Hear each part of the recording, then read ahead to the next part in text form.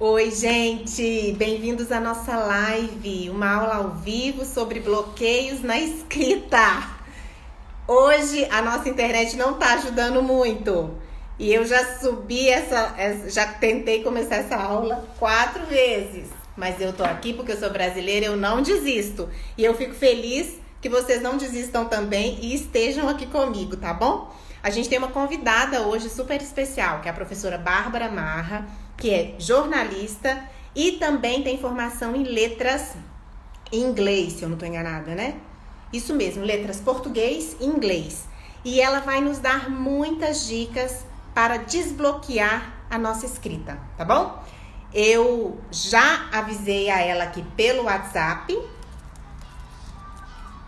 E aí a gente vai começar, tá bom? Eu já peço que se você entrou agora nessa live, que você já deixe a sua acenação, eu ia falar acenação, que você já acene pra gente saber que você tá aí. Você, se já quiser, já pode colocar as suas perguntas aqui.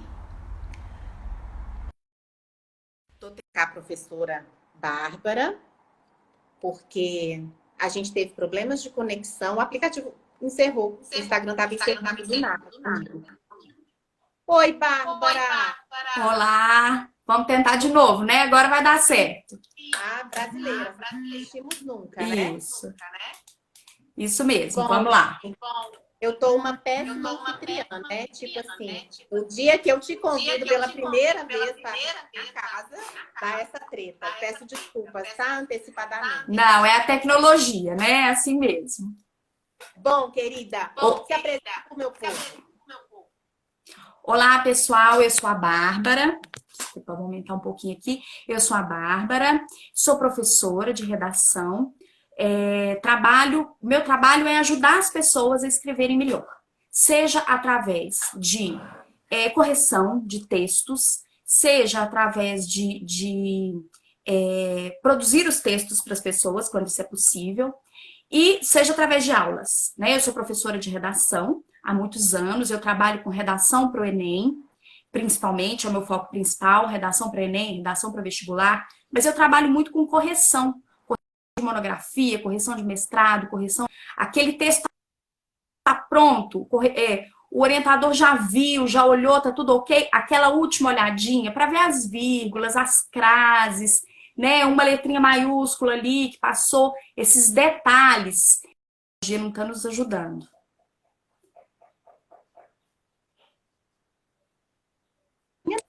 Fundamental, Mariela, tá cortando. sabia? Eu sempre recomendo para os meus alunos que contratem alguém para poder revisar, porque o orientador não é revisor de texto. Ô, Bárbara, você trabalha offline, mas você online também dá muitas dicas para seus alunos, né? Isso, no meu estado,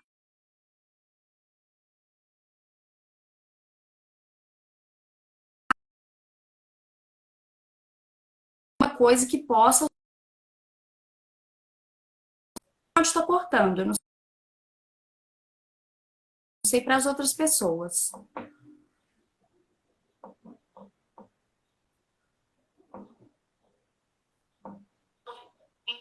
Agora.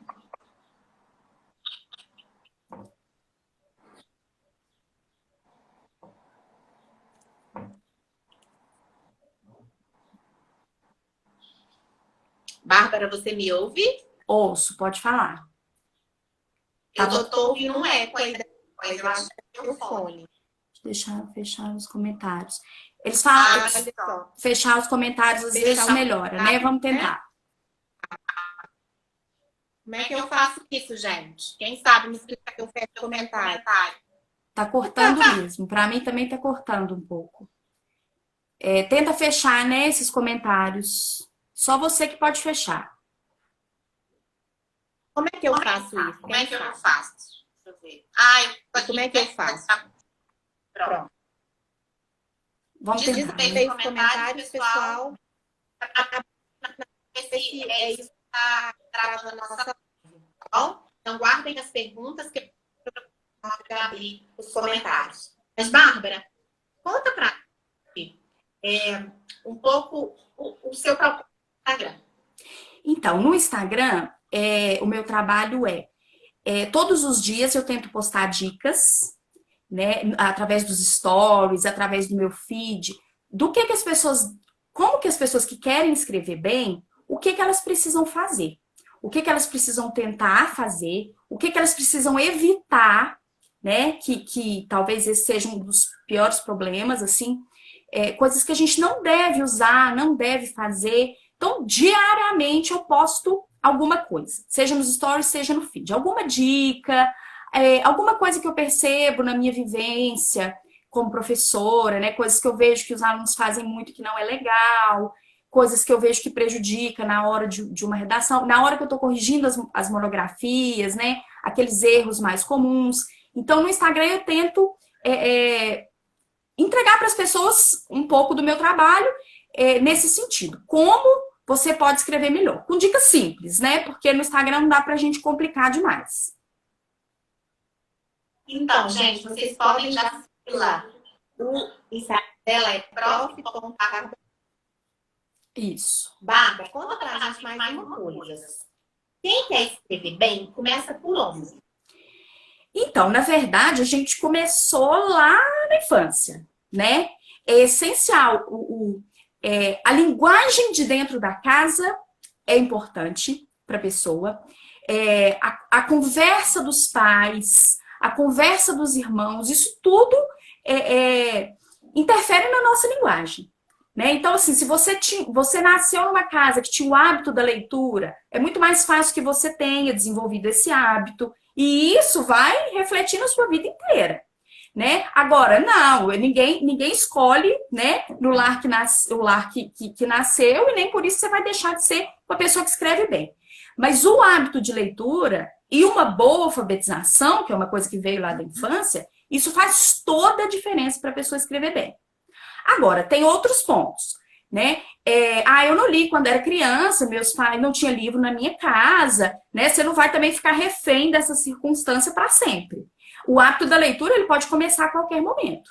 As pessoas que leem muito, elas escrevem melhor. Isso é fato. Né? Quanto mais você lê, mas também não basta só ler. Porque uma hora você tem que colocar isso para fora, né? Então, é muito importante que você comece a treinar a escrita. Tem gente que fala, eu só escrevo e-mail. Ok, escreve um e-mail bem escrito, corretamente, com boa pontuação, né? Tudo bem, no dia a dia a gente escreve muito errado, né? No WhatsApp a gente manda aquelas mensagens informais, não tem problema. Você tem que saber dividir, né? A hora do texto formal e a hora do texto informal, né? Isso é muito importante.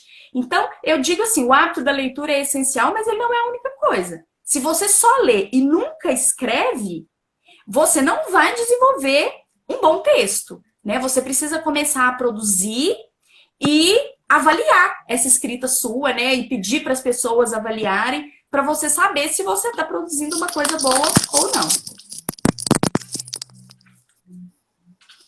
Então, eu falo muito com os meus alunos, porque assim, muitos deixam para poder começar a escrever a hora que já está faltando 2 meses para a tese ficar pronta, 3 meses. Nesse momento, você já tem que ter escrito muita coisa. Você não pode ter... Eu tô com o retorno da minha voz. Você pode olhar o seu fone aí? Eu até troquei o meu para ver se... Eu tirei o fone porque eu não estava te ouvindo bem. Entendi. Quer que eu coloque? Porque aí você... Porque eu tô com... porque senão, como tá saindo o seu som ambiente, todo mundo escuta a minha pergunta 2 vezes. Ok. Dá uma olhada. Ou então diminui o volume que tá tendo o seu retorno aí. Então, muitos alunos acham que vão ficar lendo, e depois vai brotar as ideias. Isso é errado, é equivocada essa ideia. À medida que você vai lendo, você precisa ir escrevendo, porque senão você vai ter muita dificuldade de em 2 meses escrever uma tese inteira, uma dissertação inteira. Isso, e é aquilo que a gente falou da folha branca. Aquele Word que você abre e fala, meu Deus, preciso começar, aquela angústia muito grande. E se você tá com o tempo apertado, a angústia é maior ainda. Então, você precisa começar. É verdade. Precisa começar. E o que atrapalha a gente a começar, eu falo até por mim, é assim. Você começa a falar, não tá bom. Aí apaga. Esse jeito também não tá legal. E apaga. E não começa nunca. Então, uma hora você precisa começar, mesmo que seja de um jeito ruim, mesmo que depois você vai ter que fazer tudo de novo, mas você precisa começar. Aí é a hora de deixar a autocrítica de lado e parar de falar tá ruim, tá ruim, tá ruim e fazer de qualquer jeito e para poder tirar aquele bloqueio da folha branca. Porque aí você vai embora. E depois, se precisar voltar, refazer, reescrever, você já venceu a primeira barreira, que é a barreira da folha branca. Essa coisa de ter que começar é muito importante, gente. Esses dias eu estava revendo o primeiro vídeo que eu fiz no canal. No meu canal no YouTube. Assim, eu olho e falo, meu Deus, que vídeo foi esse? Em comparação com os que eu faço hoje. Mas se não tivesse tido aquele primeiro, eu não teria amadurecendo a ideia, lapidando. Muitas pessoas travam porque elas esperam que o começo seja perfeito. Isso. E, gente, nenhum começo é perfeito. Não é. Nem na escrita, nem na vida, em nada, Nada, né? em nada. Justamente, então assim, principalmente para quem tem dificuldade, tem que fazer, não tem outro jeito. É pegar e escrever, pegar e fazer. Depois, o seu orientador vai te ajudar a melhorar, você mesmo vai ler e falar, isso aqui não ficou legal. À medida que você for amadurecendo dentro do seu texto, dentro da sua produção. Sim. Porque chega uma hora que você tem que parar de ler e tem que começar a produzir. Porque ler não produz nada. Fica tudo ali para dentro, Sim. né? A leitura é essencial para a gente ter o que o Murilo Gun chama de inputs. É aquilo que você vai trazendo para dentro. Chega uma hora que são os outputs. Você tem que pôr para fora aquilo que você aprendeu, que você, né, que você fichou, que você memorizou, que você anotou. Ali, aquilo tem que virar um texto.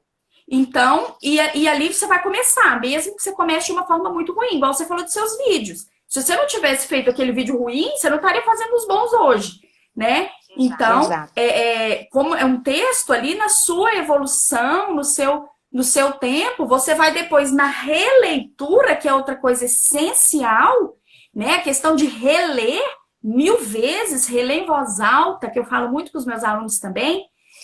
Tá? Eu já cansei de ler esse texto, eu não enxergo mais nada. Lê em voz alta, tranca no quarto, fecha a porta, que você vai ouvir o seu texto, você vai ter outra visão dele. Porque a gente lê em voz baixa, a gente não concentra muito. Quando você lê em voz alta, você tem outra percepção. Então, isso é uma dica que eu dou muito, eu acho que ela é super válida, e eu faço isso com as minhas coisas. Fecha no quarto e ouve o que você escreveu. É muito bom para perceber repetição de palavras, que a gente repete muita palavra e não percebe. Sim. Aí na hora que você lê em voz alta você encontra. É muito bom para perceber, né, cacofonia, às vezes uma palavra junto com a outra não ficou legal. Então essa leitura em voz alta é uma dica muito boa. E às vezes uma frase que você acha que tá legal, quando você ouve ela, você percebe que não tá. Então isso é uma coisa boa também pra gente tentar fazer. Sabe que eu faço isso também no meu dia a dia? Seja nos textos jornalísticos que eu produzo no trabalho, nos textos dos meus alunos, nos meus próprios textos e até em post, gente. Um post que você vai fazer no Instagram, lê em voz alta e percebe a sonoridade. Isso. Essa coisa das palavras repetidas, né? Eu acho que é uma dica muito boa mesmo. Mas para isso não pode ter preguiça, né, Bárbara? A preguiça... Porque o que tem de gente preguiçosa e muito imediatista quer escrever e publicar. Quer escrever e fazer logo, já passar pra frente. Eu brinco que é a síndrome do não tá comigo. Tipo assim, agora já passei pra frente, já passei pro meu orientador, já passei pra isso. Não, gente, passa uma coisa de qualidade para as pessoas. E a verdade, o texto acadêmico é um texto angustiante, é uma produção angustiante, né? Não é uma coisa fácil, sentei ali e escrevi. É um parto, né? Que você lê, aí você vai escrever, tem hora que não sai, e aí você lê mais um pouco, volta lá, e não é toda hora que sai. Aí é o contrário. Quando a gente tá com a folha em branco, eu falo, você tem que escrever. Mas tem hora que no texto acadêmico você tem que parar. Você tem que parar, respirar, sair, fazer outra coisa e depois voltar. Porque tem hora que não sai nada mesmo. E às vezes nem é por preguiça, é porque você não tá naquele momento mesmo. Aí é hora de fazer outra coisa, ou ler outra coisa, ou ir fazer outra coisa que não tem nada a ver, para depois voltar para aquilo com uma outra cabeça. E, Mariela, uma coisa que eu não faço de jeito nenhum, e não aconselho ninguém a fazer, é fazer essas coisas com a cabeça cansada. Tipo, trabalhei 10 horas e agora eu vou sentar para escrever minha monografia. Vou sentar para fazer meu mestrado. Gente, a cabeça tem que estar leve. Cabeça cansada para produzir texto complexo, você tá querendo, né? Tá querendo milagre, eu acho. Não aconselho. Eu acho que, assim, claro que cada um tem seus problemas, suas dificuldades, suas limitações, mas, assim, no meu caso, eu prefiro acordar às 5 horas da manhã para corrigir uma redação do que fazer isso 10 horas da noite. Que aí você já teve muito estímulo, você já cansou a cabeça, já cansou o corpo. Aí você vai sentar, você vai sentir tudo, menos vontade de ler aquilo, de concentrar naquilo, né? Então, eu sei que tem pessoas que não são matinais, né? Mas, assim, o ideal é que você faça isso no momento de descanso, de cabeça descansada, de corpo descansado, porque senão o rendimento é muito inferior. E aí você vai acabar gastando mais tempo com uma atividade com menos qualidade, né? Justamente. É isso que eu percebo na minha rotina. Por exemplo, eu corrijo muita redação. Eu acho mais fácil acordar às 5 da manhã e corrigir 20 redações, porque se eu for corrigir 10 horas da noite, eu vou corrigir 5. Ou então eu vou corrigir às 10, mas no dobro do tempo. Porque não adianta, a cabeça já cansou. Mesmo que você tenha passado um dia muito tranquilo, a cabeça cansou. E aí fica muito mais difícil. Então, às vezes, uma coisa que a pessoa, né, pode estar com dificuldade porque ela está errando nisso. Ela está tentando fazer na hora do cansaço. E aí não sai nada mesmo. Sim. Ô, gente, vocês estão percebendo o sotaque de Bárbara? Vocês acreditam que ela é mineira, né? Mineiros, gente, nós vamos dominar o mundo, vocês não estão entendendo. Ela é de Coromandel, que ela me contou, que é perto de Berlândia. Isso. E, ó, quem acabou de chegar na live, fica chateado que os comentários estão fechados, não, tá? Não é que a gente quer só falar sem ouvir vocês, não. Acontece que a conexão estava ruim, a gente fechou. Daqui a pouco eu abro, tá? Podem ir anotando as perguntas de vocês. Enquanto isso, eu fico com as minhas. Desculpa, gente. Ela vai ter que responder todas as minhas. Bárbara, conta pra gente, se você pudesse enumerar, o que é necessário, assim, o que é imprescindível para um bom texto? O português. Né? A primeira coisa é o bom português. Você pode ter a melhor argumentação, você pode ter todo o conhecimento do mundo, todos os autores, todos os filósofos. Se você não escreve em bom português, se você escreve errado, se você não sabe usar uma vírgula direito, né? Não sabe usar uma letra maiúscula, uma crase, isso aí já prejudica demais o seu texto. Então, assim, gente, português é a primeira coisa.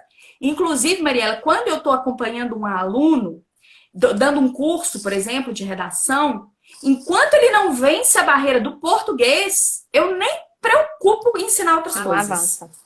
Primeiro é o português. Não adianta, assim, você querer ir lá na lua se você não está conseguindo nem caminhar ainda. Então, assim, o português é essencial. Você tem que escrever bem, escrever certo. Porque ninguém escreve bem escrevendo errado. Então, a primeira coisa a base de tudo é o bom português. É escrever corretamente. Segunda coisa seria o conhecimento daquele assunto. Porque também ninguém escreve bem sobre um assunto que não conhece. Né? Você pode ter o melhor português, você não vai conseguir fazer um mestrado em física, porque você não leu nenhum autor, você não conhece as teorias, e aí você não vai produzir bem. Né? Então, depois que você deu o primeiro passo, que é o português, que você está, né, trabalhando nisso a vida inteira, a segunda coisa é ter conhecimento do assunto. Porque nem o melhor autor do mundo não consegue escrever sobre algo que desconhece.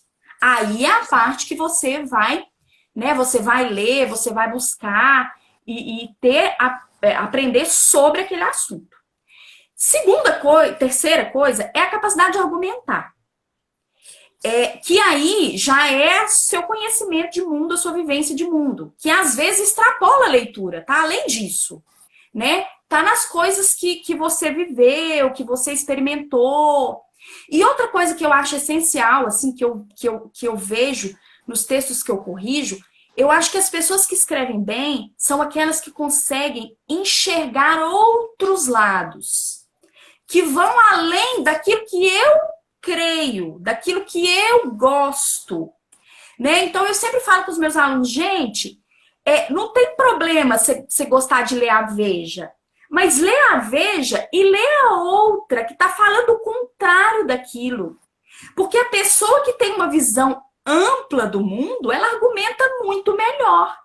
Não quer dizer que você tem que conhecer o outro lado para mudar seu ponto de vista, não. Você pode acreditar no que você acredita e ir com isso a sua vida inteira. Mas você tem que entender o porquê do outro lado. E isso traz uma argumentação muito rica. Porque você enxergar e entender. Porque, Mariela, eu falo muito com os meus alunos, é muito fácil falar, o outro é assim porque ele é burro. Não, não é. O outro é assim porque ele tem uma vivência diferente da sua. Vamos entender por que ele pensa diferente? Vamos entender qual que é o aspecto, qual que é o ponto de vista dele? Por que ele enxerga dessa forma? E aí tudo bem, você não precisa mudar de opinião. Mas quando você consegue enxergar todos os lados e escrever isso, é maravilhoso. Esse é o texto rico. É aquele texto que traz tudo. Eu tô defendendo isso, mas existe isso, existe aquilo e tá tudo bem. Verdade. Não tem problema, né? Então é aí que tá a riqueza. A riqueza da argumentação tá aí. Não adianta você falar, eu acredito nisso, por causa disso, por causa disso, por causa disso, e o seu texto ficar assim, né? Tem hora que você tem que mostrar os outros lados e tá tudo bem, você não vai ficar incoerente. Incoerência inclusive para reforçar o seu ponto, né? Justamente, aí você valoriza. valoriza. Olha, eu conheço esse lado, eu vi esse lado, e esse lado não é o que eu acredito. Eu acredito nesse outro lado. Justamente, você valoriza o seu texto quando você faz isso. Porque você fala, olha, eu tô enxergando tudo. Tá tudo muito amplo aqui, ó. Eu tô te mostrando isso, tô te mostrando aquilo, mas eu tô defendendo isso. Né? Essa é a riqueza do debate. Se você consegue fazer isso no seu texto, essa é a maior riqueza que um texto pode ter, né? Porque eu falo que assim, na cabeça da gente tá tudo arrumadinho. Na hora de escrever que é o problema. Verdade. Então, se você consegue, falam, né? Se você consegue escrever isso, é maravilhoso. É o sonho de todo mundo, né? Sim, com certeza. E se torna um texto muito mais rico também, né? Porque hoje também a gente vive um momento no país de muita polarização, né? Justamente. Polarização política, polarização ideológica. E os lados, eles não se preocupam nem em tentar compreender por que o outro pensa diferente. Eles já dizem assim, eu não quero nem te ouvir, porque eu não gosto de você. Porque você não é da minha patota, você é da outra, não sei o quê. E isso é uma ignorância, né? Mostra uma ignorância, porque, enfim, a gente tem que... Até mesmo para eu dizer que eu não gosto de amarelo, eu tenho que conhecer o amarelo. Senão eu vou estar sendo leviana. Isso. Ô, Bárbara, e me conta... Pode falar. Você falou dessa polarização, é um assunto que eu gosto, justamente porque eu acho que essa polarização, esse radicalismo emburrece a gente. Não é que você não pode ter o seu lado, mas entende o outro, só isso, entende o outro. E é igual eu te falei, essa resposta simplista. O outro é assim porque ele é burro. Não, não é. Ele tem outra vivência, outra forma de enxergar as coisas e tá tudo bem. Né? Então vamos seguir. Com certeza. E conta mais um trem para nós, gente. Ó, na pós-graduação, tem muitos alunos que eles têm muita dificuldade em começar a escrita. Aliás, nem só na pós-graduação. Também, quando está fazendo monografia, né, no TCC ali, aquela primeira página em branco, gente, aquela folha em branco, ela é ingrata demais. Porque você olha para ela e você fala, como assim? Como é que eu vou fazer com isso? Como que eu vou começar? Você, no início da nossa live, você falou da importância de a gente fazer, da gente ter esse olhar dessa página em branco e escrever qualquer coisa. Que seja de qualquer jeito. Mas você tem alguma dica, tipo assim, como você pode começar um texto? Então, na verdade, até anteontem, eu falei no meu Instagram sobre como não começar um texto. Porque ótimo. As pessoas gostam de começar os textos com atualmente e nos dias de hoje. Eu brinco muito com os meus alunos que 90% dos textos que a gente pega na vida começa com atualmente no Brasil, Ou nos dias de hoje, no mundo, né? Então eu falo, gente, clichê, esquece, corta isso da sua vida, porque quem corrige muito texto lê isso 90% das vezes. Então, eu costumo dizer assim, vai direto ao ponto. O que é que você quer falar? Então, vai naquilo. Claro, a gente precisa de uma introdução, né? Todo texto, seja ele acadêmico, né? Seja uma dissertação, precisa de uma introdução. Tá, você está introduzindo a quê? Então, o meu conselho principal é tirar esses vícios que a gente tem, esses clichês, que são muletas, né? Mesmo que eu falo, tem que escrever, começa de qualquer jeito, mas não comece com atualmente, né? Você tem que pensar em formas criativas, mas não precisa ficar rodeando, vai direto ao ponto. Então, dá uma pensadinha primeiro. O que é que eu preciso escrever? Aí eu preciso fazer a minha introdução. Tá, minha introdução sobre o quê? Sobre o problema da pandemia, né? Então vamos pro ponto. O que é que está acontecendo? Qual que é o cenário? De qual cenário eu vou falar? De qual situação que eu vou retratar? E vai embora. Ah, mas está ficando péssimo. Não tem problema. Depois, na hora que você voltar para ler, você vai encontrar o que não está legal e vai mudar. Mas esquece as muletas e vai embora.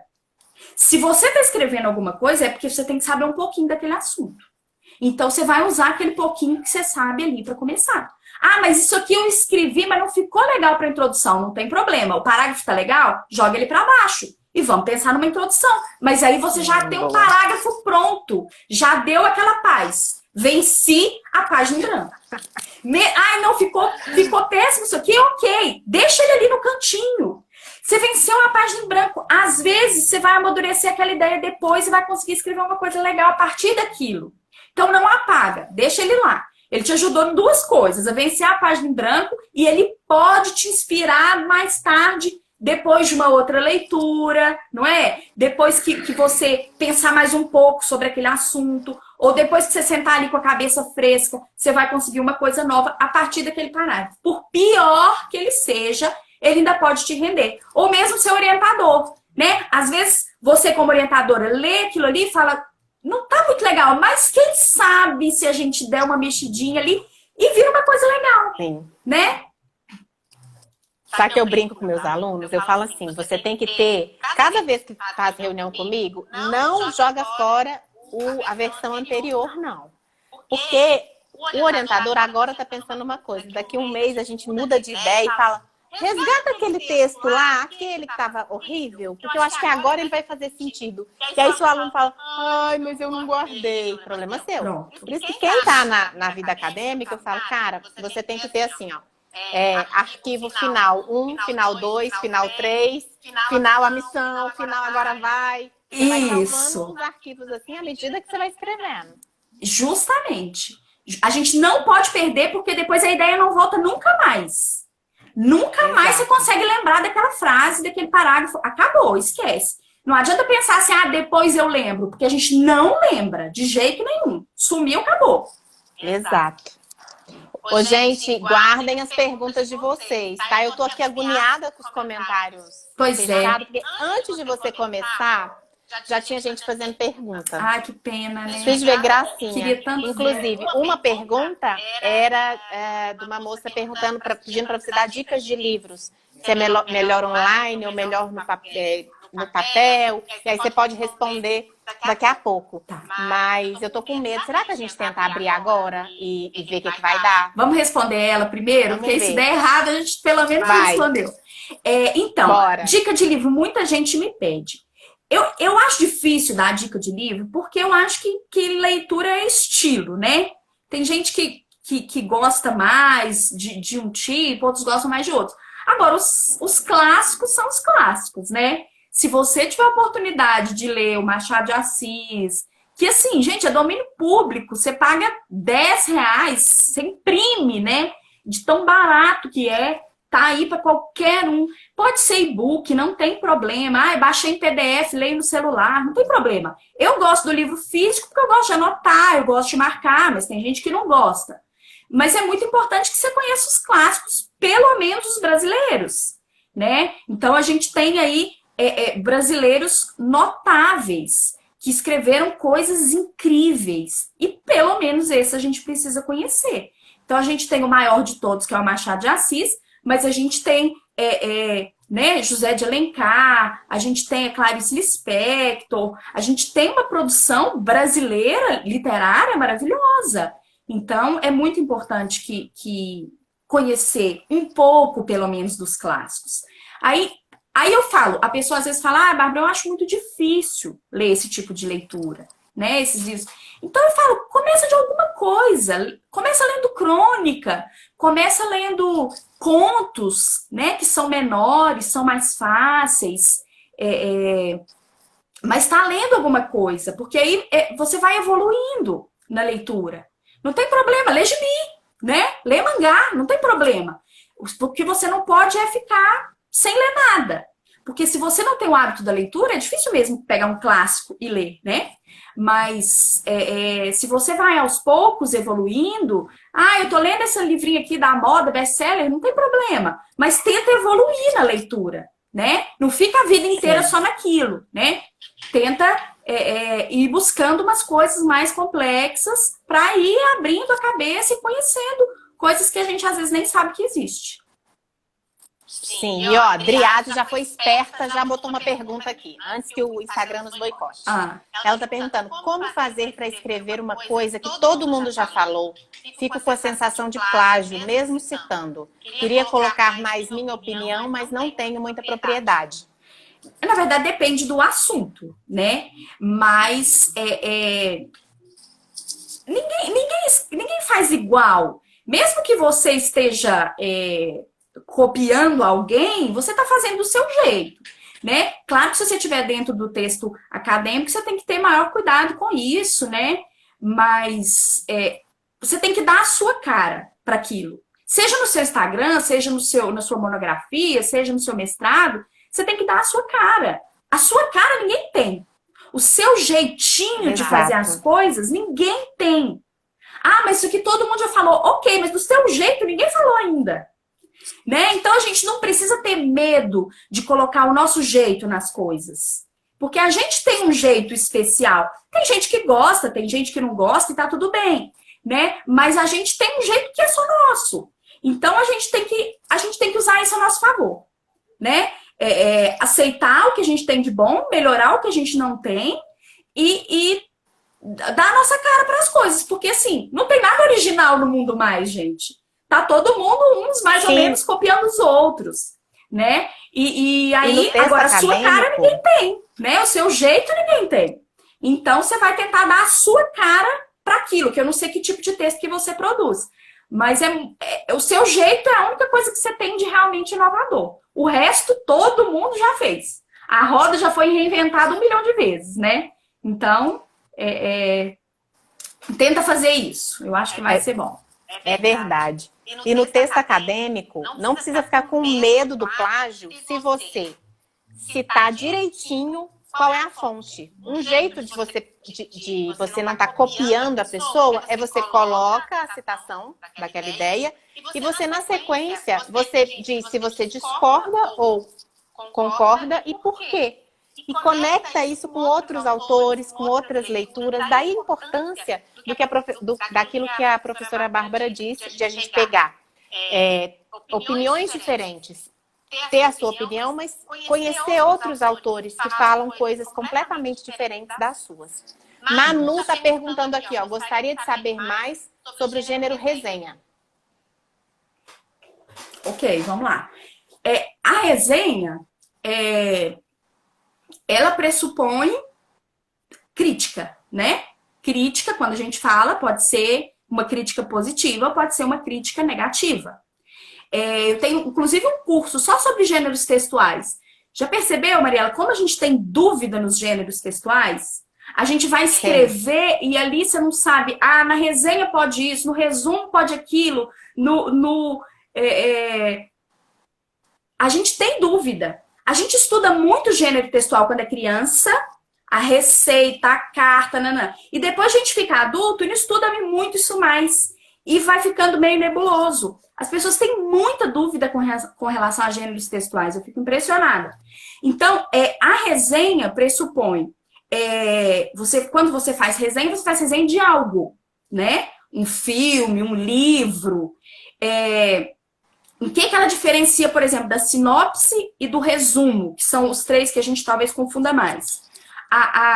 O resumo não tem necessariamente opinião, né? Você vai contar uma parte daquela história, sem contar o final dela, ou contando o final, no resumo pode ser que haja, e você vai colocar aquilo em poucas palavras. É o resumo. A resenha, você também vai contar aquela história em poucas palavras, mas você vai colocar uma crítica, uma opinião positiva ou negativa sobre aquela obra. Seja o livro, seja o filme. Então, a resenha, ela pede uma opinião, uma crítica. Entendi. E me conta mais uma coisa. Gente, vocês estão vendo essa parede aí da Bárbara? Olha que linda. Eu perguntei pra ela, eu falei, gente, isso aí é de verdade ou é aquele papelão que o povo tá comprando pra fazer live, gente? Não, gente, ó, é de verdade mesmo, é livro verdadeiro, ó. Bagunçado, inclusive, porque a estante que usa fica bagunçada, né? Aqui a gente usa, estraga, tira num lugar, põe no outro. É estante real, vida real mesmo. Toda hora eu venho aqui e faço uma bagunça. E me conta, você tem dó dos seus livros? Que antigamente eu tinha, eu não riscava nenhum. Hoje eu risco todos. Não tenho dó. Não tenho dó. Livro é vivo. O livro é vivo. É anotar, botar papelzinho, marca texto. Porque quando você lê um livro, eu aprendi foi isso, Mariela. Quando você lê um livro, não anotou nada, não escreveu nada, não pôs nada lá dentro, e depois você precisa desse livro de novo, você abre ele, não acha nada. Você fala, gente, eu vou ter que começar do zero. Eu não fiz uma anotação. Aí você vê que, gente, livro é vida. Ele tem que ter vida, ele tem que estar ali, porque na hora que você precisar dele, pelo menos o básico você tem ali. Uma marcação, uma anotação. Né? Inclusive, eu falo muito isso eu tenho uma filhinha de 4 anos e ela tem muito livro. Eu compro livro para ela desde que eu estava grávida. Legal. E aí as pessoas me perguntam, nossa, mas ela não estraga? Ela não rasga? Eu falo, estraga, não tem problema. É parte do processo dela, para mim, né, de familiarizar com o livro. De não ter medo de livro. Livro pode virar brinquedo? Aqui em casa pode. Pode pular em cima, pode escrever. De vez em quando rasga um, tá lá, rasgadinho, não tem problema. O importante é entender que livro não é um objeto de museu. Livro é para viver, é para anotar. Rasgou, não tem problema. Se precisar, um dia compra outro. Ou então usa o rasgadinho mesmo. Mas tá ali. Agora eu estou estudando cortiço, porque eu vou dar uma aula para os meus alunos, que vai cair no vestibular. Eu estou estudando o livro do meu pai, cheio de anotação que ele fez quando fez faculdade. Então, olha que coisa linda. O livro está vivo, né?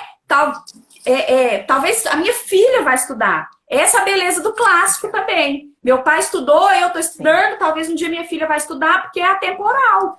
E tá aqui, tem a anotação dele, coisa no cantinho. Prejudicou o livro? Não, ele tá aqui, tá ótimo. Eu posso usar as anotações dele para minha aula.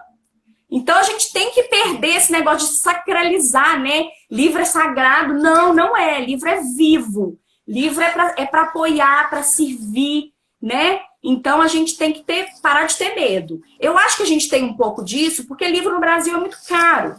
Então a gente fica com dó. Mas o livro está ali para te servir, não para você servir ele, né? Então, eu acho importante essa vivência do livro e não precisa ter dó, né? Coloquem aqui nos comentários, gente, se vocês têm dó do livro ou se vocês, rabiscam tudo. Eu tinha muita dó, agora eu não tenho mais. Não pode. Mais pergunta, Bárbara. Beleza. Eu não vou fazer as minhas, eu vou priorizar a das pessoas. Ok. A Adriase está falando aqui, ó. Você tem dicas de como organizar as ideias para fazer um roteiro de escrita? Tópicos. Eu gosto da ideia dos tópicos. Então, você está ali lendo. anota o que você não pode deixar de escrever. É a dica que eu dou para os meus alunos que vão fazer redação no Enem também. Você está ali lendo os textos motivadores.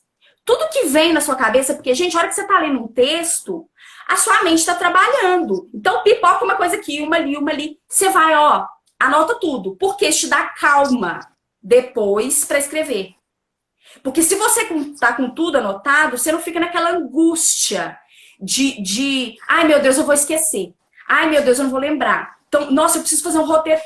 Anota uma palavrinha-chave que seja ali no canto, vai te dar uma calma. Não, agora eu vou escrever, mas tá tudo aqui. Eu não vou esquecer nada. Então, eu gosto muito desses tópicos, dessas palavrinhas-chaves, porque quando você escreve uma coisa pensando em outra, ansiosa com outra, a tendência de você escrever mal é muito grande. Então, deixa aquela anotaçãozinha ali para te dar uma calma, porque aí você senta, mas tá tudo ali para te dar segurança. Então, eu gosto dessa técnica, eu acho que ela funciona. Mesmo para quem tá com o tempo apertado, no caso de uma redação de Enem, por exemplo, que você tem hora para acabar, eu acho que ela te dá uma calma maior. E conta outra coisa aqui pra gente, Bárbara. Quem não gosta de escrever, gente, faz como? Tem um jeito de fazer com que as pessoas gostem de escrever? Quem não gosta de fazer... Ou melhor, será que a gente precisa gostar de escrever? Como é que é? Na verdade, eu falo que é assim. Já viu academia? Academia é assim. Quem não gosta é quem mais precisa. Né? Então, assim, aquele exercício que você não gosta é o que você mais precisa. É o que seu músculo tá mais fraco. Eu odeio academia, então eu posso falar. Então, assim, quem não gosta de escrever, aí é que tem que escrever mesmo. Maria, eu acho que a Mariela caiu de novo. É só abrir os comentários. Caiu não, gente. Beleza. Olha eu que louca. Então, aquilo que você não gosta, aí é que você tem que treinar mesmo. Barrei no celular. Beleza. Então, se você tem dificuldade, aí é mais um motivo para treinar, gente. Aí você tem que escrever o dobro de quem não tem, de quem tem facilidade. Para você chegar, né, no nível que você precisa. Principalmente quem precisa da escrita. Né? Ah, eu tô fazendo um mestrado e não gosto de escrever. Você tem que achar uma solução para sua vida, né? Porque assim, você escolheu o caminho mais difícil. Também que a gente não faz, né? Então, a gente não faz só o que a gente gosta, né? Não faz. E assim, você podia ter escolhido outro caminho para sua vida. Você escolheu esse, agora você tem que pagar o preço, né? Então... Cara, essa frase a gente tem que emoldurar, sabe? Tipo assim, ninguém te obrigou a fazer uma pós-graduação. Ninguém te obrigou. Ninguém foi lá na sua adultos. casa te buscar, né? Exato, exatamente. Então tem que quero ler umas arcar. participações bacanas aqui. E aí, por isso que eu barrei o trem virou aqui pra mim, gente. Ó, o Cássio tá dizendo assim, que é professor de geografia, mas sempre gosta de usar textos da literatura clássica brasileira para embasar os textos dele. Aí, Desenhos da Alice está dizendo, maravilhosas, trabalho diariamente com revisão acadêmica, hoje estou na produção do meu TCC. O bloqueio é muito real, mas é persistir. Isso mesmo. Uma pergunta agora, quais são os principais hábitos de leituras de vocês? Quem responde primeiro? Você? Eu acho que assim, o livro tem que estar com você o tempo todo. Então, assim, tô ali na fila do banco, o livro tá ali. Hoje em dia a gente não tá saindo de casa mais, mas eu tenho sempre um livro. Porque quando você menos espera, você tem um minutinho. Aí você pega ele. Então eu tô ali, aí eu vou ali no banco, resolver uma coisa, eu levo o livro. Às vezes você tá na escola, eu sou professora, às vezes tá na escola, deu uma coisa errada ali, não teve uma aula, trocou com o professor, eu já pego meu livro. E outra coisa que eu acho que atualmente atrapalha demais a gente com a leitura, todos nós, é o celular que a gente não larga, né? Então eu vejo que, às vezes até comigo mesmo, eu tenho um bom hábito de leitura, eu leio muito, mas às vezes eu vejo que o celular tem me atrapalhado. Eu tô ficando muito tempo no celular e deixando de ler. Então tem que ter aquela lanterninha, ó, gente, ó, agora é hora de largar o celular e pegar o livro um pouquinho. Então, assim, eu não tenho horário certo de ler, mas eu tento ler todos os dias, nem que seja um capítulo. Para não manter sempre girando, mesmo que seja lentamente, mas... e eu coloco como meta, assim, eu sou organizada com os meus compromissos, então eu faço a listinha do dia. E ali na listinha do dia tem pelo menos ler o capítulo tal. E ali o dia não vence enquanto não faz aquilo. Porque senão vai ficando pendência eternamente e a gente não resolve nunca. Eu faço algumas coisas também nesse sentido. Eu sempre leio mais de um livro de uma vez, porque sempre eu falo que é o meu livro de leitura espiritual, é alguma coisa voltada para a espiritualidade e tal. E aí, para esse, eu tenho 15 minutos todo dia. Todo dia eu vou fazer essa leitura antes de dormir. Porque nós somos adultos, gente. A gente controla nosso corpo. Eu não vou dormir se eu não tiver feito essa leitura e pronto, acabou. Então eu encaixo ela no meu dia. E a outra é bem isso que você falou, ter livros. Sempre ter livro na bolsa, porque aí você vai, sempre dê um tempinho, ao invés de você pegar o celular, ao invés de checar a sua rede social, rapidinho. E essa coisa dos 15 minutos de leitura, eu propago para todo mundo, porque o povo fala, ai, mas só 15 minutos não vai dar tempo de ler nada. Você lê muitos livros, se você tiver essa constância de todo 15 dia, em 15, né? 15 minutinhos. Eu tô fazendo uma leitura da Bíblia. E tem mais gente. Eu tô fazendo uma leitura da Bíblia esse ano. Aí eu peguei um cronograma, você lê 3 capítulos por dia para acabar a Bíblia inteira até antes de novembro. Legal. Aí eu tô fazendo ele, a primeira coisa do dia. Então eu acordei, escovei os dentes, sento ali, leio 3 capítulos da Bíblia. Então é mais ou menos o que você faz também, né? Eu não marco em tempo, mas eu marco. Os 3 capítulos eu tenho que ler todos os dias. Né? Então também é uma coisa que você encaixa na sua rotina. Gente, dá tudo certo. 10 minutos todo mundo tem. Sim. E ó, mais uma pergunta. Como vocês fazem para marcar o que gostam no livro e como guardam? Ajuda na escrita, né? Ajuda, com certeza. Eu gosto de marca-texto. Eu gosto do marca-texto, porque eu acho que fica bonitinho, principalmente o amarelo, que não passa para outra página. E anoto alguma coisinha a lápis ali nos cantinhos. Às vezes eu ponho um papelzinho lá dentro, quando é uma coisa grande, eu anoto e coloco o papelzinho ali dentro, ali naquela página.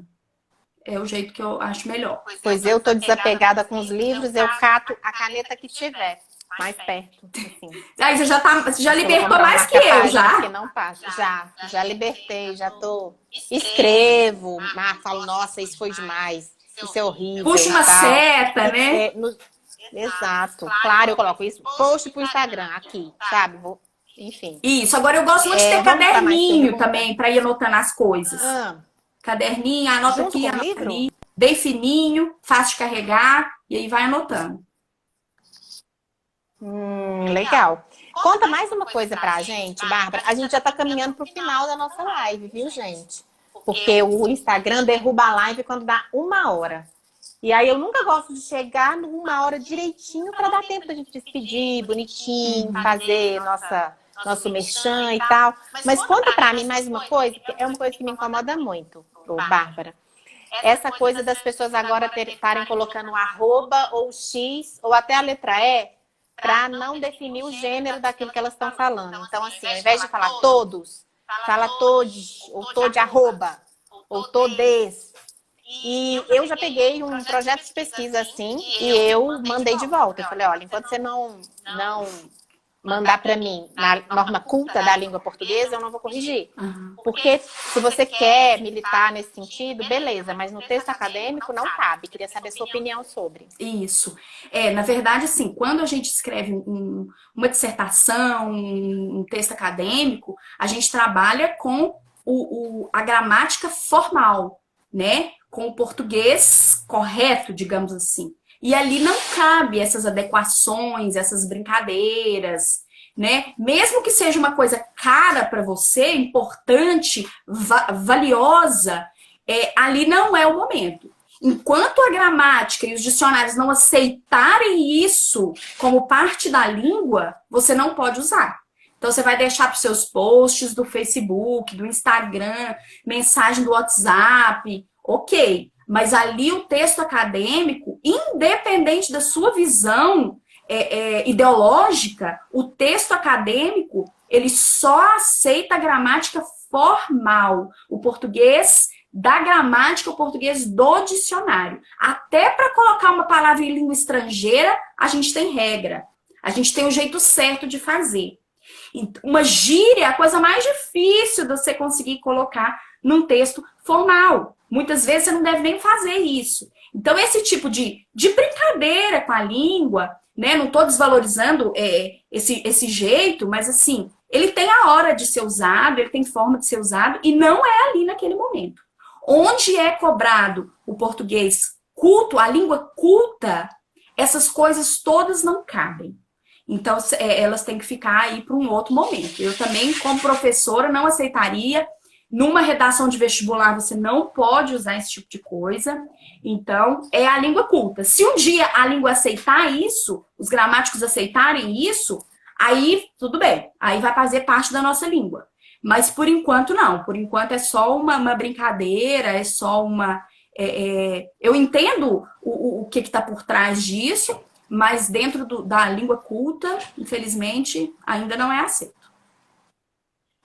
E, Bárbara, conta pra gente o tipo de serviço que você faz para as pessoas poderem te contratar, mulher. Então, eu trabalho com cursos de redação diversos, gêneros textuais, redação para o Enem, redação para o vestibular.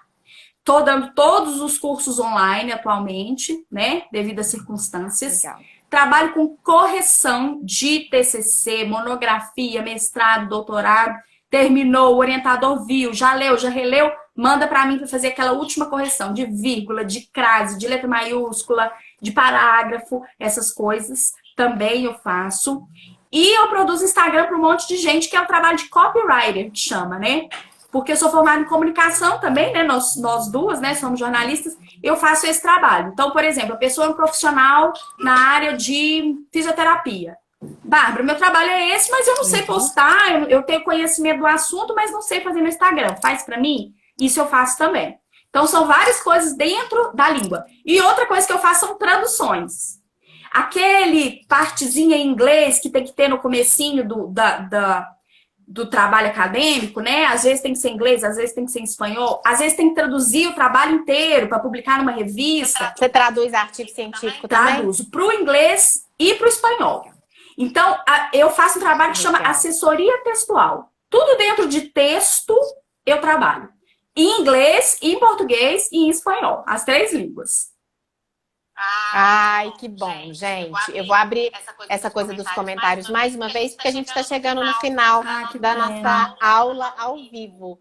Bárbara, eu fiquei muito feliz de ter podido contar com você, com todo o seu conhecimento, a sua generosidade em apresentar um pouco do que você sabe aqui para a nossa audiência, viu? Eu que agradeço, Maria. Foi um prazer estar com você, foi um prazer ter te conhecido, né? Eu acho que a gente ainda tem muita coisa boa para fazer aí pela frente, né? Foi muito bom estar aqui, poder falar um pouquinho dessa coisa que a gente gosta tanto, né? Que é escrever, que é produzir, que é dar aula, né? Que isso aqui também não deixa de ser uma aula. Te agradecer o convite, a oportunidade. E agradecer as pessoas que entraram, que tiveram paciência aí com os problemas tecnológicos que a gente teve no começo. E quem sabe uma nova oportunidade da gente falar mais, né? De outros assuntos. Opa, com certeza. De outras coisas. Vai ser um prazer. Ô, gente, nós nos conhecemos porque nós temos o mesmo professor, vocês acreditam? Ela também é aluna do Ícaro, lá no Novo Mercado, que é um curso, eu acho que é o melhor curso na área de marketing digital e vendas online que existe hoje no Brasil.